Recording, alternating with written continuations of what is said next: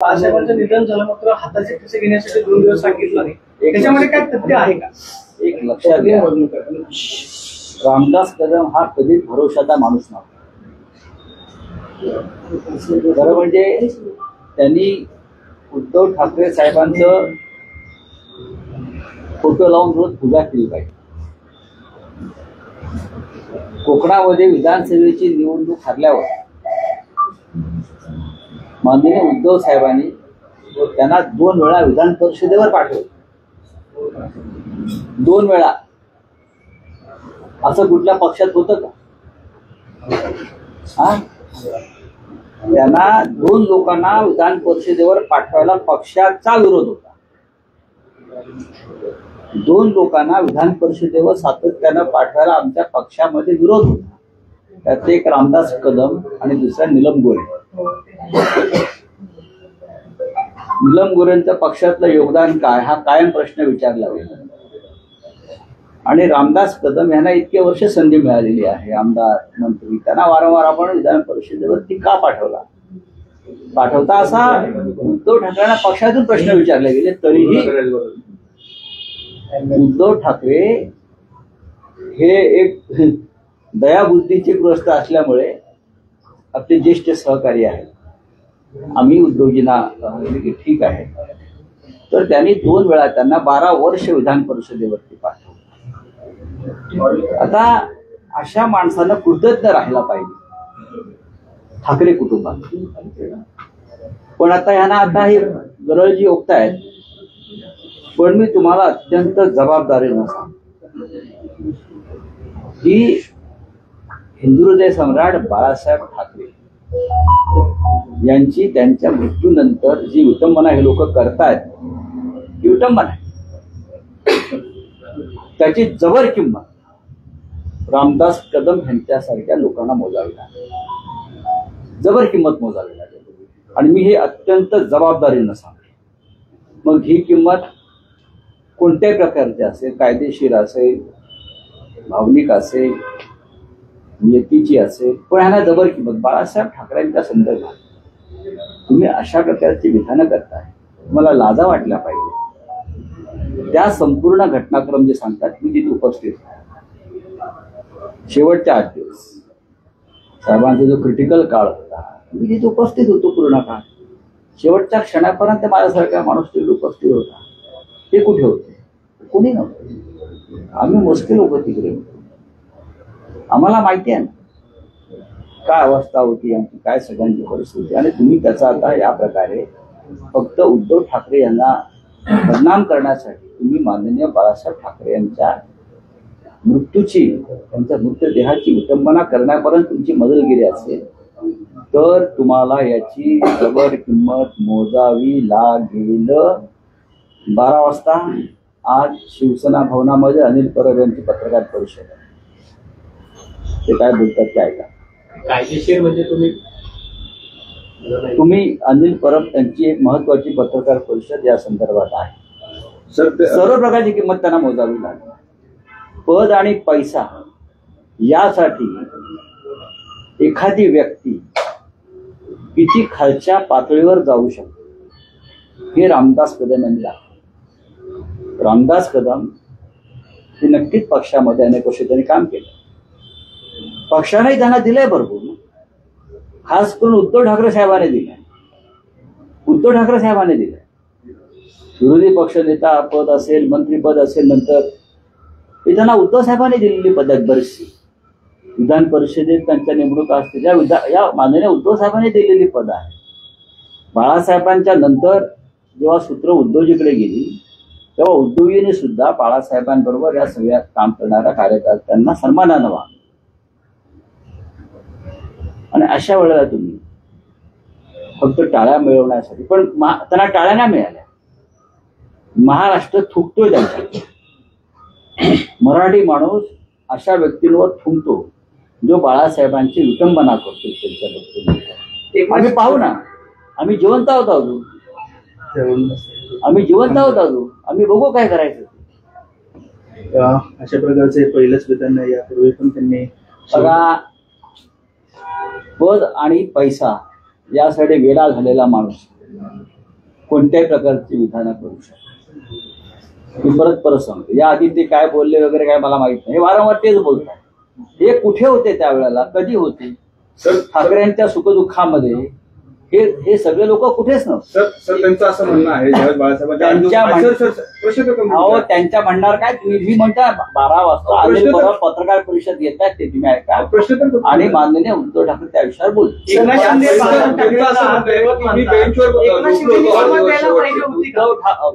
जे पक्ष सोडून गेलेले आहेत ते बाळासाहेब ठाकरेंना कधीच दैवत मानू शकत नाही. एकनाथ शिंदेपासून जे काय आता लोक भाजपच्या चरणी विलीन झालेले आहेत, मोदींच्या चरणी विलीन झाले आहेत, अमित शहाच्या जोड्यांची पूजा करतात शस्त्र म्हणून. बरं का, शस्त्र म्हणून अमित शहाच्या जोड्यांची पूजा केली या लोकांनी. हे बाळासाहेब ठाकरेंना दैवत मानणाऱ्यांचं काम नाही. बघा, उद्धव ठाकरे आज पुण्यात येत आहेत. आज माननीय शिवसेना पक्षप्रमुख उद्धव ठाकरे पुण्यात येत आहेत, लोणावळ्यापर्यंत पोहोचलेल्या आहेत, वेळेत येतील. पत्रकारांशी संवाद सगळ्यात आधी तुमची व्यवस्था आली. पुणे महानगरपालिकेसाठी काही तयारी रणसिंग फुकलं जाईल, कारण मुंबई पुणे महत्वाचे शहर आहेत. मुंबई, ठाणे, नवी मुंबई, कल्याण डोंबिवली, नाशिक, पुणे, संभाजीनगर या महत्वाच्या महानगरपालिका नक्कीच आहेत. आणि त्यासाठी आम्ही राज ठाकरे, महाविकास आघाडीतले काही प्रमुख घटक पक्ष यांची एकत्र चर्चा सुरू आहे. कुठे कोणाबरोबर कसं लढायचं या संदर्भात सविस्तर चर्चा आमच्यात बैठका सुरू आहे. दिनानिमित्त प्रकाश आंबेडकरांच्या वंचित बहुजन आघाडीची काही मोठी सभा अकोल्यात पार पडली. त्यात ओबीसी आरक्षणाचा महत्वाचा मुद्दा जो आहे ना, तो त्यांनी मांडला की आरएसएस आणि भाजपने गेल्या अनेक वर्षांपासून ओबीसी समाजाला, ओबीसी आरक्षणाला विरोध केलाय. हे खरे दुश्मन जे आहेत ओबीसीचे आरएसएस आणि भाजप आहेत, वंचित शिवाय पर्याय नाही आरक्षणाला, असं त्यांचं म्हणणं. असं आहे की प्रकाश आंबेडकरांची भूमिका ही कायम असते, ते मांडत असतात, पण त्यांची भूमिका ही कायम संघ आणि भाजपला मदत होईल अशीच निवडणुकीमध्ये असते. हे पण तेवढंच. राज्याचे मुख्यमंत्री देवेंद्र फडणवीस असं म्हणाले की दसरा मेळाव्यामध्ये उद्धव ठाकरेंनी जे भाषण केलं ज्याच्यामध्ये मदतीवर कोणतीच चर्चा झाली नाही, माझे 1000 रुपये उद्धव ठाकरेंनी वाचवलेले आहेत. फार कंजूस माणूस आहे हा, फार कंजूस माणूस आहे. त्यांनी पेशव्यांचा आदर्श घ्यायला पाहिजे होता. पुण्यात फार दिलदार माणसं होती पेशवे, नाना फडणवीस वगैरे. 1000ची पगी लावतो उद्धव ठाकरे. उद्धव ठाकरेचं भाषण जर तुम्ही काळजीपूर्वक ऐकलं तर त्यांनी शेतकऱ्यांच्या प्रश्नावरती आवाज उठवला. शेतकऱ्यांना कशा प्रकारची मदत द्यायला हवी. बरं काय, देवेंद्रजी कानात बोळे होऊन बसले होते का ऐकायला हे भाषण. याचं आता त्यांचे भाषण ऐकलं आहे, पण कानात बोळे घातले. शेतकऱ्यांच्या प्रश्नावर बोलताना त्यांनी कानामध्ये बोळे घातले. उद्धव साहेबांनी एकरी आणि हेक्टरी किती मदत व्हावी या संदर्भात भूमिका मांडली. उद्धव साहेबांनी कर्जमाफी कशा प्रकारे करायला हवी या संदर्भात भूमिका मांडली. उद्धव साहेबांनी ओला दुष्काळासंदर्भात देवेंद्र फडणवीस कशी फसवणूक करतायत त्या संदर्भात त्यांचंच एक पत्र त्यांच्या तोंडावर मारलं. उद्धव साहेबांनी मुंबईसह शहरांची कसा नासाडी चाललेली आहे गौतम अडाणीच्या माध्यमातून. हा विकासावरच मुद्दा आहे ना, की आमची मुंबई आहे महाराष्ट्राची. तुम्ही गौतम अडाणीला विकताय मुंबई आमची, फुकटात देताय. हा विकासाचा मुद्दा वाटत नसेल देवेंद्र फडणवीसना तर गौतम अडाणी जरा 25% दलाली देतोय. हा कमिशनवरचा मुख्यमंत्री आहे, मिशनवरचा मुख्यमंत्री नाहीये. काय म्हणजे याची विकासाची व्याख्या काय? गौतम अडाणीला कडेवर घेऊन आम्ही फिरावं ही यांची विकासाची व्याख्या आहे का? यांच्याप्रमाणे सांगावं त्यांनी. उद्धव ठाकरेंचं भाषण त्या दिवशीचं हे सुपरहिट भाषण होतं. विकासावर ते बोलले. त्यांनी भाजपचा आणि संघ परिवाराचा बुरखा फाडला, मुंबई लुटणाऱ्यांचा बुरखा फाडला. देवेंद्रजी सारख्या लोकांना हे असं आवडणार नाही ऐकायला. त्याला सत्य ऐकण्याची सवय नाही. हे सगळे लाचार लोक आहेत. आदित्य ठाकरे तुमचं सरकार होतं, आदित्य ठाकरेंनी एक निर्णय घेतलेला होता मुंबईत नाईट लाईफ विषय, म्हणजे 24 तास हॉटेल आता या सरकारने घेतला. त्यावेळेस तुमच्यावर टीका करण्यात आलेली होती. याच सरकार बोगस लोक आहेत हे आता बोगस लोक आहेत ना. मी जे म्हणतो हे डुप्लिकेट लोक आहेत. बोगस लोक आहेत, ते भंपक लोक आहेत. या भारतीय जनता पक्षाच्या लोकांवरती शहाण्या माणसाने विश्वास ठेवू नये. मुळात हा पक्षच नाही, ती राज्य आणि देश लुटणारी एक टोळी आहे. त्यांच्यावर काय विश्वास? चला दसरा मेळाव्याच्या भाषणामध्ये तुम्ही असं म्हणालात की ही शिवतीर्थ आपलं आहे आणि बाजूचंही शिवतीर्थ आपलं आहे. आमचंच आहे, भावनिक दृष्ट्या ते आमचंच आहे. कॉम्प्लिकेटेड होत चाललंय. उद्धव ठाकरे पण काय म्हणाले की 5 जुलैला एकत्र आलो होतो, मराठीवर कोणी आलं तर. बरं, महाराष्ट्र सैनिकांना आणि शिवसैनिकांना प्रश्न असा पडलाय की एकत्र येणार की नाही, तुम्ही त्याबद्दल स्पष्ट सांगा ना. राजकीय दृष्ट्या हा प्रश्न तुम्हाला पडलाय, कोणत्याही शिवसैनिकांना किंवा मनसैनिकांना पडलेला नाही. दोन्ही सैनिकांना पूर्ण खात्री आहे की आम्ही एकत्र येतोय आणि महाराष्ट्रासाठी एकत्र येतोय, मराठी माणसासाठी एकत्र येतोय. कोणाला शंका, कोणाच्या मनात शंका नाही. राऊत साहेब जरांगे जातीवाचक बोलतात, मराठा आरक्षणाचा मुद्दा लढा योग्य आहे त्याचं, पण ज्या पद्धतीने त्यांनी ते दसरा मेळाव्यात भाष्य केलं एका जातीवरती, हे मान्य आहे का तुम्हाला संबंधित म्हणून? त्याच्यावरती मुख्यमंत्र्यांनी जास्त भूमिका व्यक्त केली पाहिजे, कारण ते राज्याचे गृहमंत्री. राज्याच्या गृहमंत्र्यांनी या संदर्भात परखड भाष्य केलं पाहिजे. पडळकर काय बोलतायत, त्यांचे इतर लोक काय बोलतायत, हे गृहमंत्र्याचं काम आहे, मुख्यमंत्र्याचं काम. या राज्यातल्या कायद्याच्या रखवालदार आम्ही यशवंतराव चव्हाणांपासून आतापर्यंत उद्धव ठाकरेपर्यंत अनेक मुख्यमंत्री पाहिलेले. इतका बोलचट आणि खुलचट मुख्यमंत्री महाराष्ट्राने कधी पाहिला नव्हता. त्यांना फक्त शिवसेनेला कसं खतम करता येईल हा एक अजेंडा ते राबवत आहे आणि मराठी माणसाची जास्तीत जास्त कशी अवहेलना करता येईल या पलीकडे त्यांचं खातं कोणतेही काम करत नाही. महाराष्ट्रात असंख्य प्रश्न आहेत, काय करता येईल? ओबीसी नेत्यांची बैठक बोलवली आहे. सगळे प्रश्न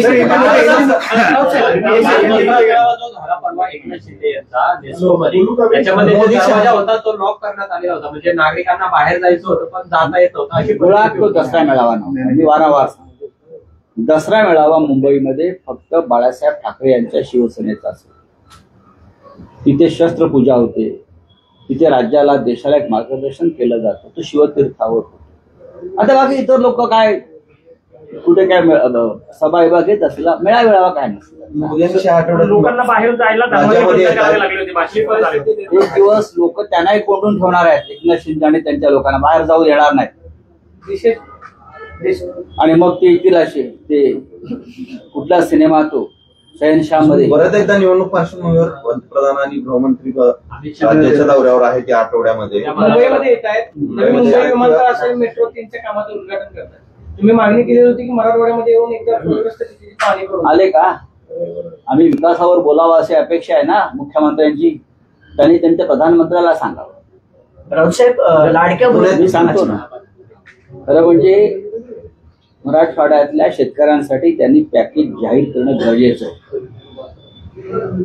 दिल्लीतून. प्रत्येक गोष्टीचं राजकारण करायचं असल्यामुळे प्रधानमंत्री मुंबईत कधी येतात म्हटलं की पुढच्या 2 आठवड्यामध्ये, पुढल्या 2 आठवड्यात येऊन ते स्वतःच काहीतरी एखादी घोषणा करण्याची शक्यता. बे राजकारण बाकी काही नाही. आज शेतकरी मरतोय त्याला काय नाही, 15 दिवसाने मी येईन, 20 दिवसाने मी येईन आणि त्यानंतर महिने दे द्या असं काहीतरी ते घोषणा करून ते राजकारण करतील. आणि खरं म्हणजे राज्याच्या मुख्यमंत्र्यांना पण जिथे बेशर्मीचा अंत होतो तिथे भाजपचं राजकारण सुरू होते. बिहारच्या राजकारणाच्या पार्श्वभूमीवर 10,000 रुपये लाडक्या बहिणीला द्यायचा विचार केलाय. झाली नाही सर, मागच्या निवडणुकीत आठवत असेल की पंतप्रधानांनी बिहारच्या भाषणात 1 लाख किती दिवस 8,000 रुपये नाही, पण मराठवाड्याला मात्र दुजाभाव केला जातोय का? कारण एकही पॅकेज 1 रुपयाचं मराठवाडा काय, मी महाराष्ट्राच्या बाबतीत मुंबईच्या बाबतीत तर सांगतोय, मी पुण्याच्या बाबतीतही बोलेन. या पुण्याच्या मेट्रोच्या कामामध्ये भारतीय जनता पक्षाच्या लोकांनी 12,000 कोटी रुपये खाल्ले. हे माहिती आहे का तुम्हाला? मेट्रोची कामं कंत्राट कोणाला मिळाली आहेत? चेक करा.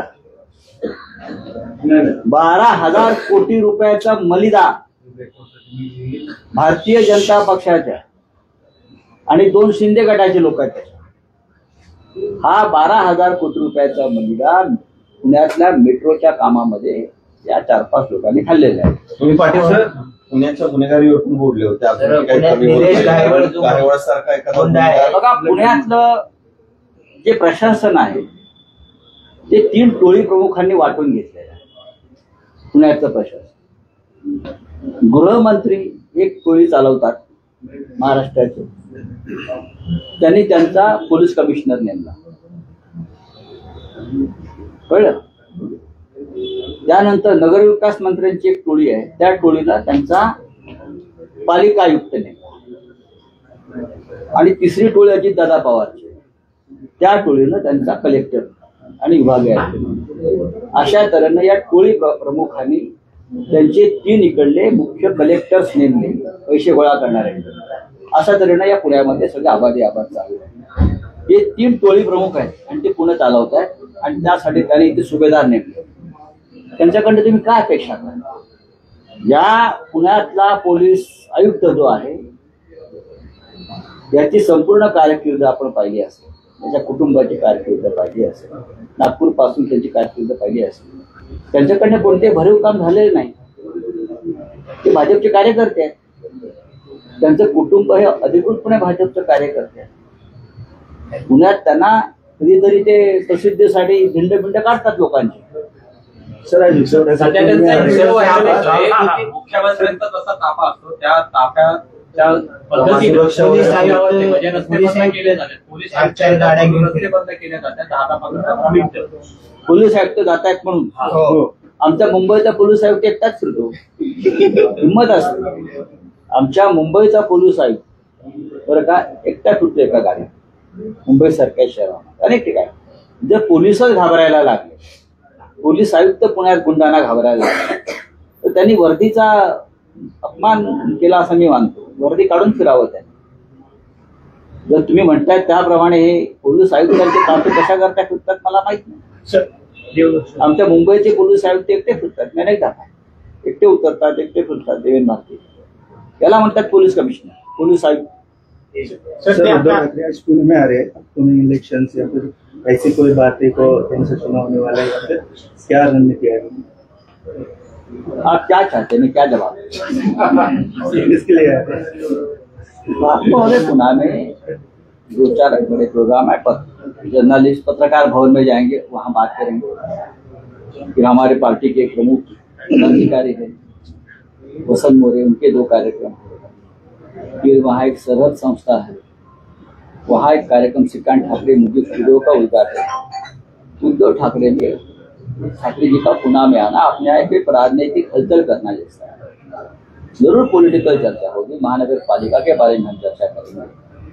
मुंबई, ठाणे, पुणे, नाशिक, नवी मुंबई ये बहुत महत्वपूर्ण महानगर पालिका है.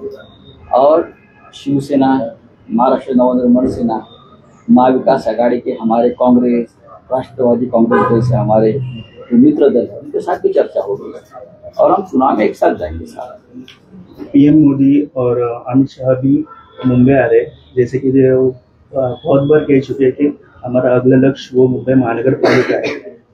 आने से कुछ बड़ी घोषणा हो सकती है. बड़ी घोषणा है, जब चुनाव आते हैं तो बड़ी घोषणा करते हैं ये लोग. मुंबई लूटने का काम ये लोग करते हैं. चुनाव को लूटकर हो गया पूरा काम. हाँ, अब मुंबई को लूटने का, मुंबई में इतनी पैसा है वो लूट रही है, जैसे ब्रिटिश लूट रहे थे वैसे ये लोग भी लूट रहे थे.